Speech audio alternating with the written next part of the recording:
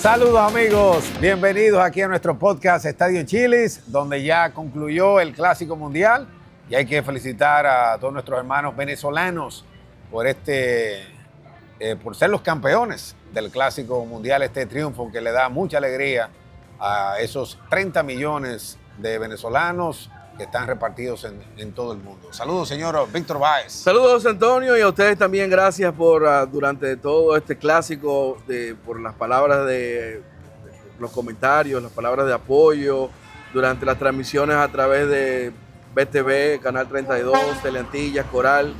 De verdad que fue un privilegio durante un par de semanas, casi 50 partidos, y para las personas que vinieron aquí a Estadio Chilis también, el clásico termina, pero Estadio Chile sigue para que usted siga disfrutando de Grandes Ligas, que está el doblar de la esquina, NBA y todo, cualquiera que sea su deporte favorito, este es el lugar para seguir disfrutando. Sí, ya la próxima semana arranca el béisbol de Grandes Ligas, incluso este es nuestro penúltimo podcast de esta temporada. Porque ustedes saben que siempre hacemos el receso y ya volvemos en el mes de octubre, cuando se acerca Lidón, son 6 meses que siempre estamos llevándoles a ustedes. Pero hoy toca hablar del clásico que terminó, de las cosas que nos gustó, de las cosas que entendemos que deben mejorar, pero sobre todo hablar de Venezuela, que es el campeón. Primero tocar ese tema de Venezuela para luego hablar de la República Dominicana. Definitivamente que Venezuela solamente perdió un juego que fue de nosotros. Para que ustedes vean que veo a muchas personas diciendo que nosotros no debíamos haber perdido de Estados Unidos. Un juego lo gana, lo pierde cualquiera, porque el béisbol es así. Venezuela perdió de nosotros un partido que era para definir el grupo y termina ganando el Clásico Mundial. Lamentablemente, nosotros, la única derrota fue en el momento que no se podía perder, que fue precisamente ya cuando estábamos en la etapa de muerte súbita. Sí, pero la realidad es que lo merecían. Venezuela, ese bullpen de Venezuela Impresionante. Fue impresionante durante el torneo. Parecía que íbamos a tener una blanqueada en ese juego final, vino el cuadrangular de Harper, pero al final Palencia pues cerró las puertas. Qué duro Daniel Palencia. Óyeme, wow. le pusieron, él ha demostrado en su carrera de eficiencia contra zurdos, le pusieron 3 zurdos premium todos, que aún así retiró de 1, 2 y 3. La verdad es que tú te pones a pensar lo que tiene que estar viviendo el venezolano, sobre todo el que esté en Venezuela, ese aliciente que tiene que sentir, el que está fuera del país también, lo que queriendo quizás poder estar en su país para celebrarlo, pero todo lo que ha pasado del país, yo creo que nada podía caer mejor en este momento que esa victoria en el Clásico. Aquí mismo en el país, que tenemos miles, se habla de más de 100,000 venezolanos que viven aquí en nuestro país. Ayer mismo aquí en Estadio Chilis, esto estaba lleno de venezolanos, la gente pudo ver imágenes en el juego también frente a Dominicana el pasado miércoles, y felicitamos a todos. Es verdad que algunos están incómodos ahora, algunos dominicanos, por expresiones de Michael García, de algunos fanáticos también de venezolanos. Es como uno dice, el que gana todo le luce, puede dar cuerda, hay que aguantarla. Yo creo que sin llegar a los insultos, como hizo Kelvin Escobar, que eso ahí estuvo de más, porque claro, ya mencionar esa palabra tan fea, creo que no estuvo bien. Que Vladi le respondió con mucha altura. Sí, y más él siendo un exjugador. Claro. Y la gente dice, no, que nosotros que necesitábamos más humildad, que estábamos disfrutando. ¿Y qué querían? En ese momento había que disfrutar, los batazos que estaban dando. Entonces ellos querían, daban un jorrón y no iban a celebrar. Ellos disfrutaban. Ellos disfrutaron también su juego, señores. Entonces, ahí yo no estoy de acuerdo. Y algunos entienden que Michael García hizo lo correcto. Es verdad que no era Latinoamérica, que era Venezuela. Eso sí yo estoy totalmente de acuerdo. El uniforme decía Venezuela, no decía ahí Latinoamérica. Pero había muchos que lo estaban apoyando y él debió haber hecho como hizo Salvador Pérez, como hizo Ronald Acuña, que él agradece el apoyo de los dominicanos, los boricuas, mexicanos, lo que ustedes quieran. Pero al final decir, ok, es verdad, nosotros estamos jugando para Venezuela, pero agradecemos el apoyo de todos ustedes, pero no burlarse como él lo hizo. Sí, yo creo que debió ser un poquito, controlar sus emociones, un poquito más maduro. Se vio mucho resentimiento de su parte, por razones que uno no conoce, quizás cosas internas, porque en ese momento la atención debió concentrarse en la celebración y no en sus comentarios. Yo creo que fue muy inmaduro, quizás en un término que pudiéramos utilizar de su parte, precisamente por eso, porque ¿por qué desviar la atención? era Venezuela, la celebración de Venezuela y no su resentimiento contra cualquiera en el mundo. No, era celebrar que tenía que estar Venezuela.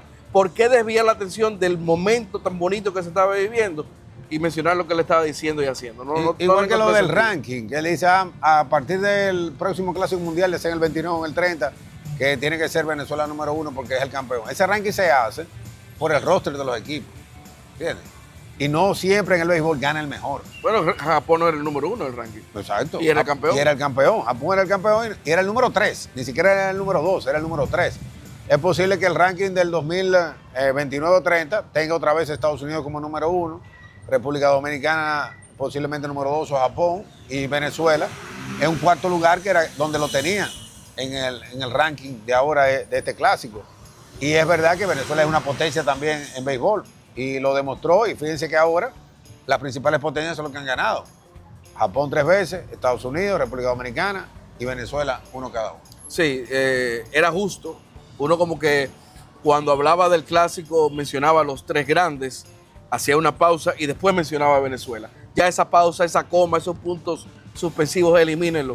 Ya Venezuela pertenece en la élite, no era que no lo estuviera, pero ya pertenece en la élite del béisbol mundial, porque ya tienen su título mundial, muy merecido, porque cuando tú veías el talento que tiene Venezuela, los rostros que ponían, tú ni siquiera te explicabas cómo era que ni siquiera habían llegado a una final. Bueno, pues llegaron a una final, les tomó 20 años, pero ya son campeones en el clásico. Y la interrogante aquí era el picheo, y más el picheo abridor, después que sale Pablo López, pero yo tenía a Rainer Suárez, tenía a Eduardo Rodríguez, que tiró el juego de su vida ayer frente a Estados Unidos, y un bullpen de nombres desconocidos, como también de la República Dominicana habían nombres desconocidos. Juan Mejía, por ejemplo. Juan Mejía, Elvis Alvarado, esos son nombres desconocidos para la gente, y tenían sus dudas. El mismo trabajo que hizo Huáscar Brazoban, la gente posiblemente tenía sus dudas con Brazoban, y miren lo bien que tiró Albert Abreu. Y se demuestra nuevamente que se gana con el bullpen. Sí. Si ustedes se fijan, ¿cómo termina ganando Venezuela los últimos juegos cerrados? Todos. Hicieron 3 en el 7º contra Italia, después llegaron a ese inning perdiendo 2-1. Y ayer ese juego estaba 2-0.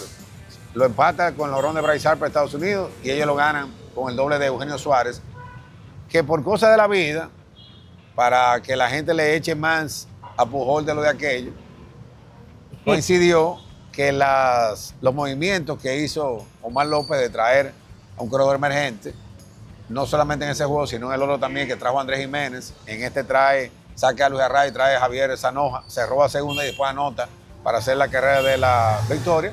Ahí la gente le critica más a Pujol el hecho de que no sacó a Austin Wells en esa séptima entrada por un emergente. Y de eso vamos a hablar un poquito más adelante. Pero mira, el bullpen de Venezuela durante el torneo, 44 entradas y 2 tercios, 42 ponches, solo 14 boletos, apenas 29 hits, 6 carreras limpias. Eso es una efectividad de 1.21 y un whip de 0.96.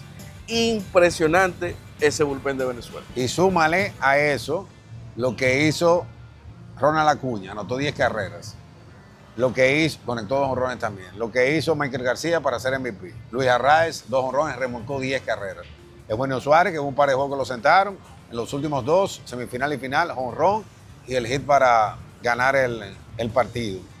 Ellos tuvieron mucha gente con muy buena ofensiva. Ezequiel Tovar fue el mejor en el promedio. Aunque fíjate, no remolcó ni una sola carrera, pero el tipo terminó bateando casi 500. Sí. Es decir, que no solamente fue su picheo, sino que también la ofensiva de Venezuela estuvo presente. Y por eso hoy son los campeones de este Clásico Mundial. Muy merecido. Y mira, para que ustedes vean, yo lo que hablaba en la transmisión del logro que es para Venezuela, porque no ha pasado, no sé si con Estados Unidos, tendría que revisar, pero no pasó con Dominicana, no ha pasado con Japón, de tener que enfrentarse a los 3 grandes monstruos. O sea, Venezuela venció a Japón, se enfrentó a Dominicana, aunque no ganó, pero le ganó a Estados Unidos, se le ganó a los 3 monstruos. Italia, fuera de los monstruos, le ganó a un Italia que fue el monstruo de este Clásico Mundial. Es la gran sorpresa. Sí, la gran sorpresa, llegó invicto a la semifinal. Tiene un mérito enorme que ellos hayan ganado el Clásico, porque no es normal que tú te enfrentes a esos 3 equipos, y aunque perdieron uno, que de Dominicana, pero se enfrentaron a esos tres cabezas del clásico y lograron conseguir ese título. Y pasó algo muy interesante en este clásico también. Dominicana, el equipo más ofensivo, récord de anotadas, récord de cuadrangulares. En el caso de Estados Unidos, el mejor picheo del torneo, récord de ponches, de menos boletos otorgados. 10 boletos dio Estados Unidos solamente en el torneo entero. Debe ser un récord de whip en el torneo. Sin embargo, ni el mejor picheo ni la mejor ofensiva ganó. Venezuela lo hizo todo bien, aunque no resaltó a nivel macro en nada, pero todo lo hicieron bien. No, y Estados Unidos, ya tú sabes, la gente ahí está criticando que el equipo no batió y dándole cajeta a Aaron Judge. Incluso ya le están sacando del 2025 los batazos al momento del clutch que él conectó, que no fueron tantos. Así que en el juego de ayer lució muy mal Aaron Judge, igual que en el partido frente a nosotros. Lamentablemente perdimos, pero de eso vamos a bebernos algo y hablamos ya de República Dominicana y también de lo que entendemos que el clásico debe cambiar para el próximo. Pero hay que bebérselo puro. Ese trago tiene que ser puro. Vamos a una pausa, volvemos. Ay. Bueno. Esta pausa va a ser prolongada, así que pedimos excusas desde ahora. Todo eso usted lo puede disfrutar aquí en Chili's. Aproveche ahora en el Todos contra Todos, porque a veces tú vas a un sitio y solamente hay un televisor.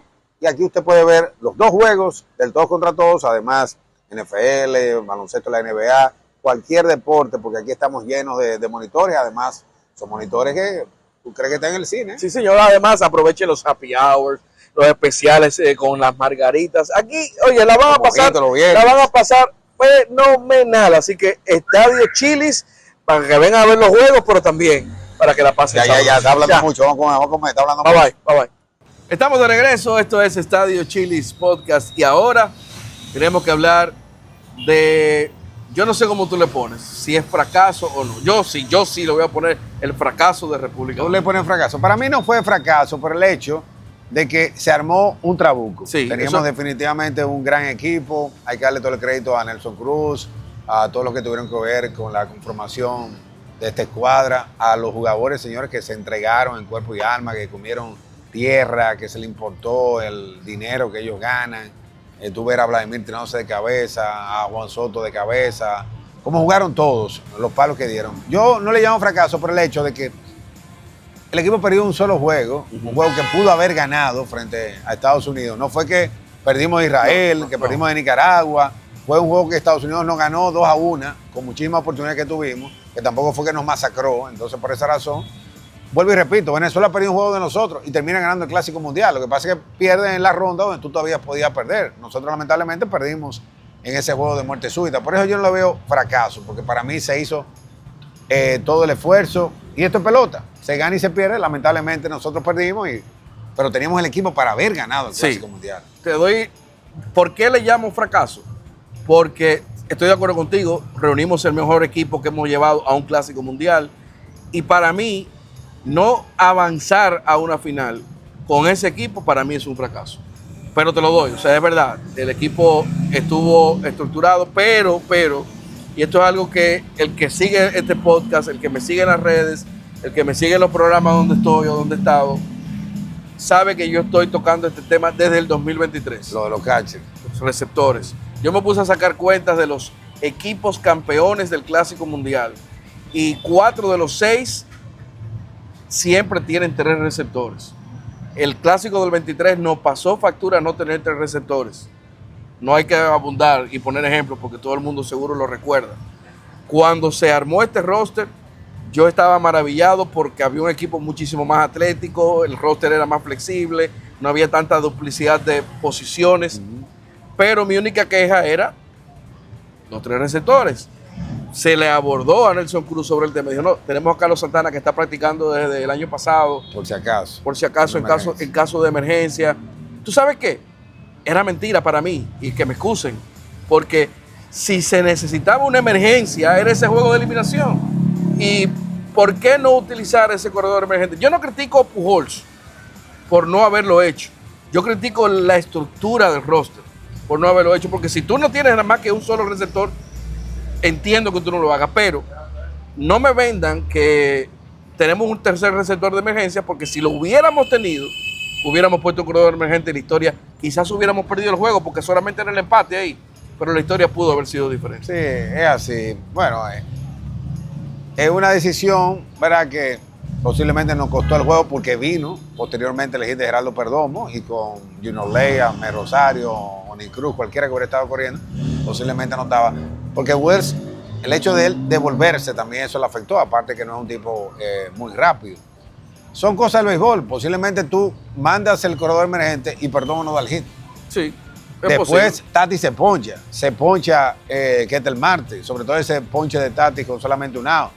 Hay que darle crédito a la defensa de Estados Unidos, la jugada que hizo Bobby Witt con el hit de Manny Machado. La defensa estuvo impecable. Porque Vladimir hubiera anotado en ese momento, o por lo menos si Vlad hubiera avanzado a tercera, después con el rolling de Caminero, él anotaba. Cuando las cosas no están para ti, eso sucede.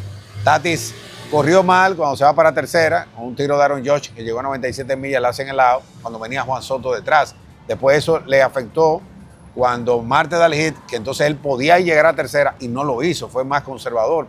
Son de las cosas que te va enseñando el juego. La gente dice que Gregory Soto no era el pitcher en ese momento, pero Pujol entendió y Bolito Cepeda que venían esos surdos en forma consecutiva. Igual que si Severino ya había cumplido con esas 3 entradas, que todo el crédito para Severino, señores, con la velocidad que estaba lanzando ese día. Solamente hizo 5 picheos a 99 o más en la temporada completa del 2025. Y aquí hizo como 7 u 8. Más, creo que fueron cerca de 10, pero sí, la verdad es que la adrenalina. Y lo mismo pasó con Eduardo Rodríguez en ese juego contra Venezuela, que estaba tirando 95, 96, y sabemos que esa no es su velocidad. Eso te habla de cuando tú estás entregado, la adrenalina, el momento. Mira, mucha gente criticó también que Pujol se abriera con Severino ese inning. Exacto, es lo que decía, que estaba Gregory Soto. Pero yo te digo algo. Bueno, él abrió el inning, después trabajó Soto, y después trabajó Soto. Yo no, de la forma en que él terminó el inning, yo no critico que le hubiera dado esa confianza. Sí, pero terminó ponchando a Josh y a Schwab. Exacto, o sea, él terminó de una manera magistral. Es verdad que generó tráfico en todos los innings, pero siempre salían los problemas. Yo creo que se ganó enfrentar una segunda vez el line-up. O sea, fíjate que después que incluso él permite el honrón de Henderson, que ha sido su papá de por vida, él poncha a Will Smith. Sí. Y ahí lo saca. Sí. Porque venía Roman Anthony. Pero tampoco critico. Yo te digo que es debatible. No quiero que estoy defendiendo a nadie. Es debatible. Porque, inclusive Misael, y vamos a hablar de la pregunta de Misael en breve, Misael Rosa, le preguntó, pero ¿por qué enfrentarle una segunda vez al line-up si el mejor bateador contra él de por vida venía a abrir el inning? O sea, era debatible. Igual lo de traer el corredor emergente. Y entonces también coincidió que vino el hit. Porque si no damos el hit, igual se queda en segunda. Nadie estuviera hablando de eso. Absolutamente nada. Pero da el hit, igual no anota y era el empate. Ahora, nosotros lo hablamos creo que en el podcast anterior, de las cosas que tenía que mejorar la República Dominicana. Decíamos que a partir del partido de Venezuela, ya la cosa iba a empezar a cambiar.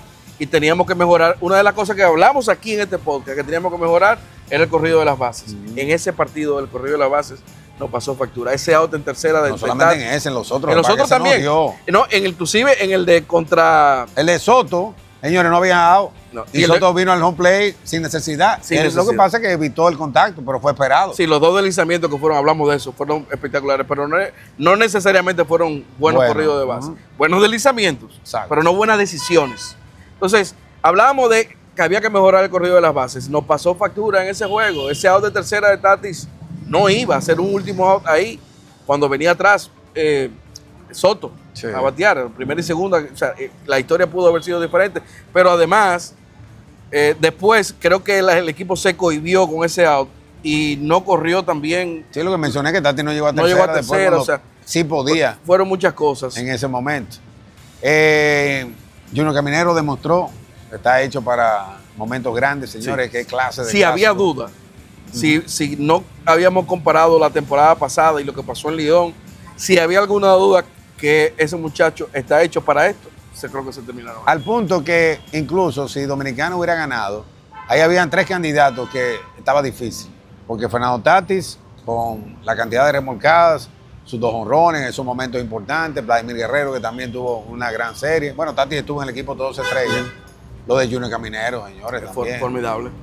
Entre esos 3 estaba ahí el MVP, que como quiera tú puedes decir, ¿cuál fue tu MVP entre los dominicanos y está difícil tú al final quedarte con uno de esos. Si yo tengo que elegir uno, me quedo con Tatis, pero es difícil la decisión, definitivamente. A O'Neill Cruz, un poco turno lo que hizo O'Neill Cruz. La ofensiva no hay quejas. No, el picheo, el bullpen tampoco hay quejas. Tampoco. Christopher Sánchez falló la primera vez, pero miren qué clase de juego tiró después contra Corea. Sandy Alcántara tuvo su problemita ahí contra Venezuela. Severino tiró bien, Brian Bello tiró bien. Pero aquí está el tema, que lo que yo entiendo que tiene que mejorar el Clásico Mundial. Si yo tengo un roster de 30 peloteros, a mí no me saque jugadores, porque para eso está la regla. Si la regla dice que si tú haces 30 picheos no puedes tirar en día consecutivo, perfecto. Si haces 50, 4 días de descanso, perfecto. Entonces no me quite lanzadores. Le pasó también a Venezuela, que le hicieron varias llamadas a Omar López. También a Mar de Rosa, que no pudo utilizar a Mason Miller en ese 9 inning, que la única forma de utilizarlo era si el equipo estaba ganando. Entonces, eso hay que quitarlo, porque eso no es posible. Sí, hay una corriente. Bueno, John Smoltz desde hace años está hablando de hacerlo durante la temporada, como lo que se está proponiendo para los Juegos Olímpicos, hacerlo durante una semana, quizás hacer una previa antes y que durante la temporada se haga una especie de playoff ya con los equipos que vayan avanzando. Eso pudiera ser una opción. Yo no sé si eso va a prosperar, sería lo ideal, no sé si va a prosperar. Porque parar el torneo. Parar un torneo por una semana es algo bastante complicado, por 10 días es bastante complicado. Lo que yo creo, Víctor, que se puede hacer es que tú los entrenamientos comiences antes o que el Clásico Mundial no arranque a principios de marzo, sino que sea ya, por ejemplo, del 15 de marzo en adelante y la temporada pudiera comenzar en el mes de abril, como anteriormente era así. Sí, eso pudiera ser una opción para que los equipos, los mismos jugadores tengan más tiempo de preparación. Eso pudiera ser factible. El ABS, qué bueno que va a estar en el 29, porque eso nos perjudicó a nosotros la decisión, el ponche a Soto y el ponche a Perdomo para terminar el juego. Oye, no es para echarle leña al fuego a ese, porque yo no creo que el juego se perdió por ese picheo, pero de los últimos 2 clásicos, 322 strikes cantados para ponchar han ocurrido en el Clásico Mundial. 322. Y el de Gerardo Perdomo fue el que estaba más lejos de la zona de strike. ¿Y es que están fuera de forma también los árbitros? Aparentemente sí. Aparentemente sí. Pero no mira, ya para terminar, no sé si tiene otro tema, yo creo que tenemos que hablar de Pujols y las declaraciones que dio. Sí, va a decir que se rompe récord de asistencia, del rating también, aunque no se va a conocer el juego de Venezuela y Estados Unidos del martes, pero 7.4 el juego del domingo, y ese día también estaban los premios Oscar. Sí. Así que con todo y eso, miren cómo se establece un récord, la asistencia fenomenal. Y entiendo que nada, ese es el punto y el asunto de los seguros también, de limitar la participación de algunos peloteros, son de las cosas que tienen que ya mejorar, porque ya no estamos diciendo que no, que esto es un torneo joven, ya esto tiene 20 años. Ya tiene 20 años. Yo creo que hay cosas que creo que van a seguir mejorando, porque si te fijas, las cosas, todavía hay muchas cosas que arreglar, pero con el tiempo se han mejorado. Este año yo creo que lo del seguro pasó muchas facturas, sobre todo a Puerto Rico, pero ojalá que eso pueda mejorarse más adelante. Pujol, entonces, ¿qué tú dices? ¿Vuelve Pujol? Para mí Pujol va a estar, yo creo que sí. Que mientras él no sea manager de Grandes Ligas, Pujol yo creo que seguirá siendo manager de la selección dominicana. Y sería el dirigente del equipo dominicano en los Juegos Olímpicos. Si no es manager de Grandes Ligas. Y Premier 12. Ahora bien, yo creo que no podemos tapar el sol con un dedo. Esa pregunta que hizo Mixael Rosa, le hizo 2 preguntas en una. Le habló de dejar a Severino y lo del corredor emergente. Pujols tiene que aprender a manejarse mejor con la prensa dominicana. Es verdad, y no es el caso de Mixael, pero es verdad que a veces hacen preguntas que no tienen sentido, que quizás son un poco tontas. A los mismos peloteros también. No, y a los mismos peloteros, exacto. Es verdad que se cansan de que pregunten quizás lo mismo. Todo eso puede ser una realidad, pero no es verdad que tú puedas maltratar a la prensa respondiéndole de esa manera, porque Pujols no lo va a hacer con la prensa norteamericana. Él va a ser dirigente de Grandes Ligas en algún momento. Y aunque le pregunten lo mismo todos los días, no es verdad que le va a responder así a un periodista norteamericano. Y es lamentable que, para que la gente entienda por cómo se maneja, desde que tú haces tu pregunta te quitan el micrófono. Si hubieran dejado el micrófono a Mixael, probablemente él le refute lo que él le respondió. Lamentablemente en ese formato no se puede. Analizan el juego. No es verdad que la prensa dominicana en su totalidad, no es verdad que no analiza el juego. Para mí es una falta de respeto muy grande lo que hizo Pujols en ese momento. Pasó también con Ronnie Linares en el clásico pasado, aunque quizás no de manera tan directa. Y creo que en algún momento Pujols va a tener que pedir disculpas a la prensa por ese momento. No sé si lo va a hacer, pero debería ser. Yo creo que así como nosotros respetamos a los peloteros, respetamos a los dirigentes, los criticamos, pero son opiniones de nosotros. Usted no hay que estar de acuerdo obligatoriamente con su decisión, igual que usted no tiene que estar de acuerdo con nosotros. En ese momento él debió contestar, bueno, se pensó hacer el cambio, pero yo entendía que era una séptima entrada, que era un noveno inning que se le presentó, que tuvo que sustituir ahí a Austin Wells y traer a O'Neill Cruz, lo que sea, pero no, que ustedes no analizan el juego. No. Respeto, señores, eso es lo único que yo le pido.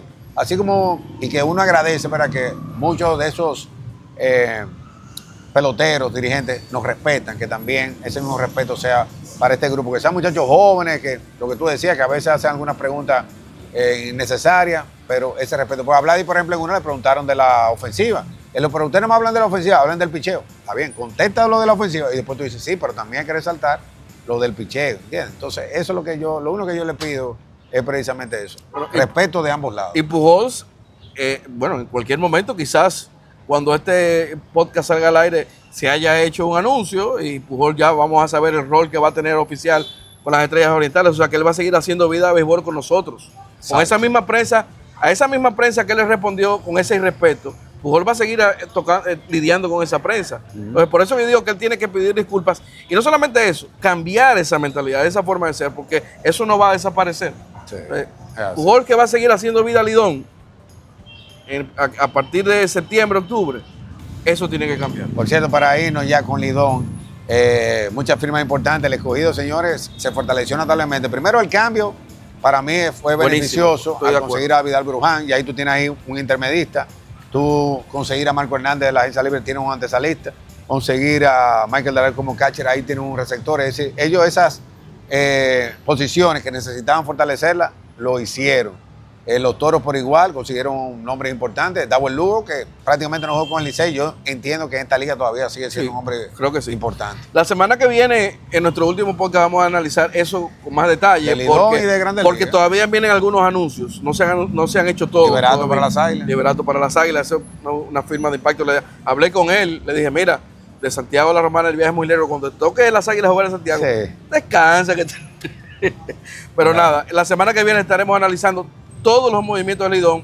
Si no se ha puesto el día, vaya a bigbys.com, que en el segmento de Lidón, ahí usted va a ver un resumen de todos los movimientos de la temporada muerta. Bueno, sí, porque el Licey anunció prácticamente, se quedan los mismos. Se queda casi todo el mundo, sí. Aunque se le fue Michael de la Cruz y se le fue Dawel Lugo ahí entre los... Sí, el Punisher, el castigador. Ahorita aquí no se fue para los Gigantes. Pero era banco en el Licey. Sí, así que nada, señores, gracias por la sintonía esta semana. Estaremos de regreso cerrando la temporada número 3 de Estadio Chilis Podcast la próxima semana. Bye.